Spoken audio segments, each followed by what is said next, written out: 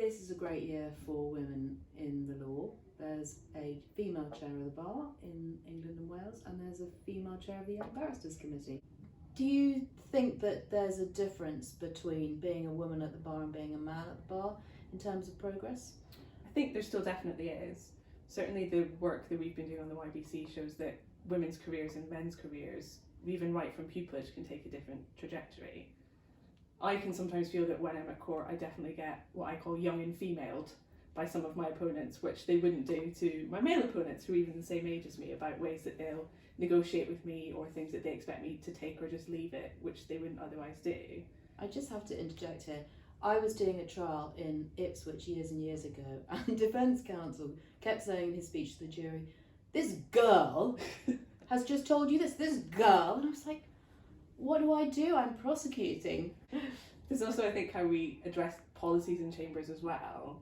I'm certainly not very good at asking for better, higher paying work, because I feel that's very kind of confrontational, and I don't necessarily think that my male colleagues have the same problem that I would do.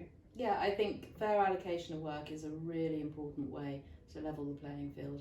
And I think once we get in place all of the structure, a very light structure, but a structure that makes people ask the right questions and think about the issue, I think we're going to change the way that women's careers progress. Because I think anyone with support can get to the top, but for women I do think it takes longer, especially for women with caring responsibilities. I am optimistic for the future, but then I am an optimist.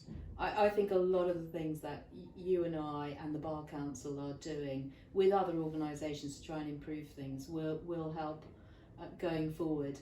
I'm very anxious to get lots of things done in my year. What do you think? Do you think that's misplaced, that optimism? No, I mean, I think if anything we could have more optimism and more radical policies. There's a lot of work that is to be done, and it's a really short period of time that you and I have as our chair, and we're both quite keen to get on and get doing as much as we possibly can. Maybe we should have a coup.